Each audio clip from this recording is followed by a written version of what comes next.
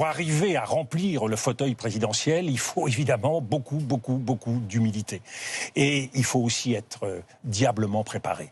Or, trop souvent, quand on arrive dans cette fonction trop jeune, quand on n'a pas toutes les cartes en main, qu'elles soient nationales ou internationales, eh bien, on peut hésiter, on peut se tromper. Se tromper, j'allais dire, c'est le cas de tout le monde.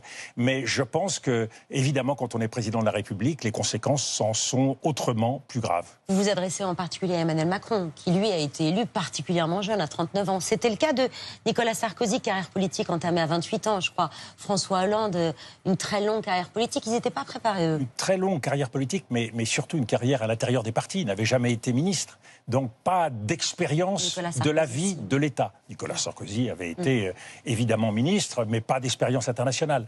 Donc je pense qu'il y a un cursus, il y a des étapes, il y a un itinéraire. On ne s'improvise pas président de la République. Ce n'est pas quelque chose qui peut se faire au débeauté comme on ferait une autre activité. C'est forcément l'aboutissement d'un processus et d'une préparation qui suppose beaucoup de travail. Ce qu'avait par exemple Georges Pompidou, Valéry Giscard d'Estaing, François Mitterrand. Oui, c'est l'aboutissement d'une vie. C'est l'aboutissement d'une vie. Valéry Giscard d'Estaing, Jacques Chirac, François Mitterrand, c'est le couronnement d'une carrière.